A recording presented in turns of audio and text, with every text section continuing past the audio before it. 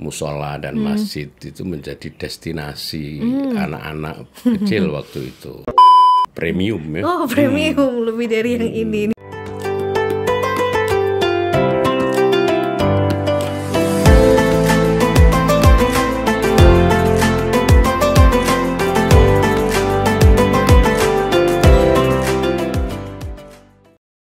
Assalamualaikum warahmatullahi wabarakatuh. Hai sahabat Maliki dimanapun Anda berada. Nggak terasa sekarang sudah memasuki bulan Ramadan, tepatnya 1445 Hijriah di tahun 2024 ini.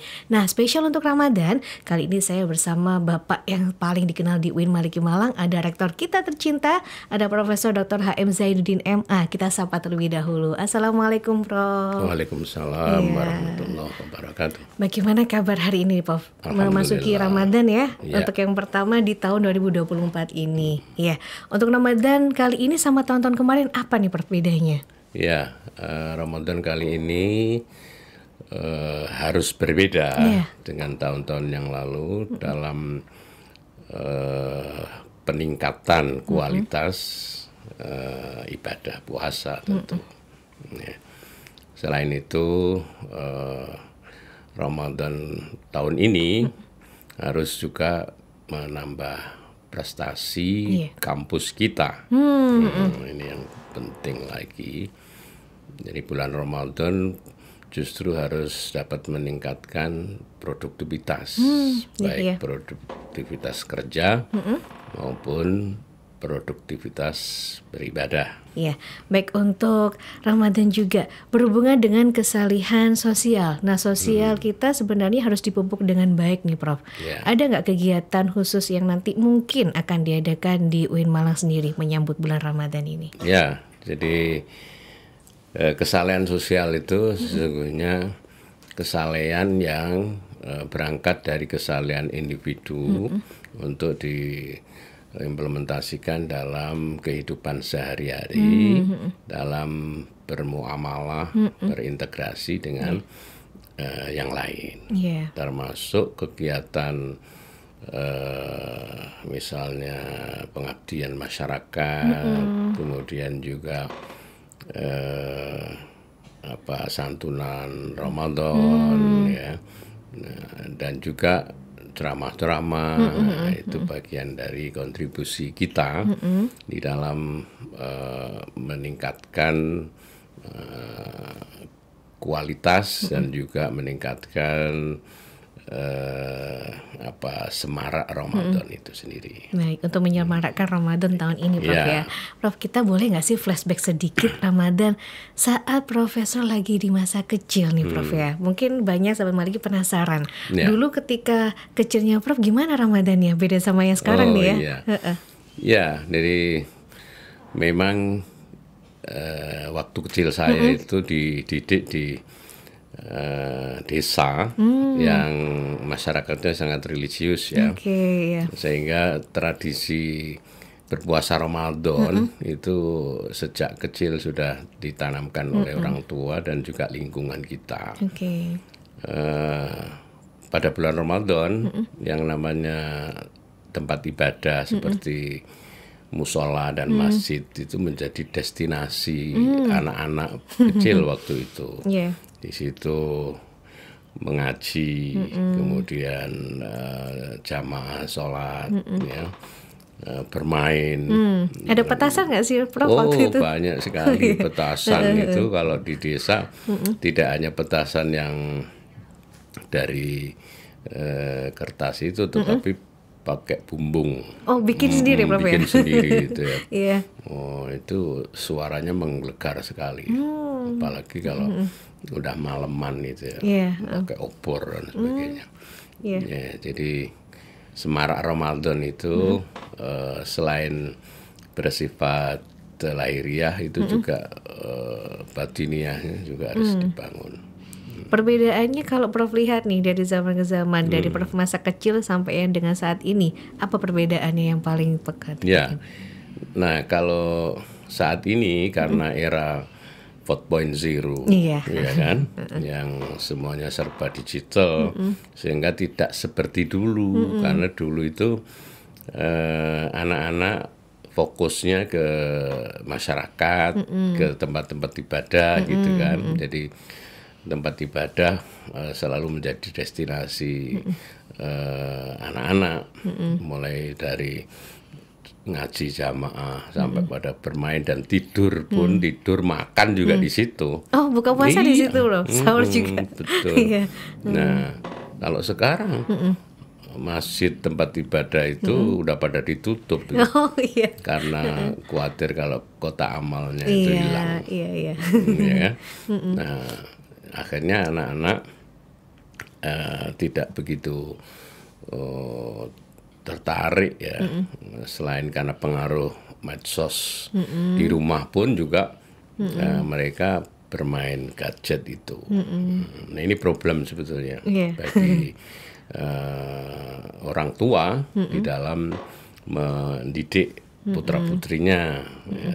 Karena pendidikan itu kan ada 3 pusat pendidikan, yaitu pendidikan keluarga, pendidikan masyarakat, dan pendidikan sekolah. Nah, di sekolah mereka memang intens dibina oleh para guru selama kurang lebih 8 jam. Nah, di situ mereka betul-betul dibimbing. Nah, setelah pulang ke rumah, nah ini di rumah itu pengawasannya harus ketat. Nah, kalau orang tua tidak di rumah bekerja dan juga menjadi orang tua yang karir, nah ini problemnya lalu pengawasannya kurang. Di masyarakat destinasi anak-anak hampir tidak ada, akhirnya mungkin ke rental.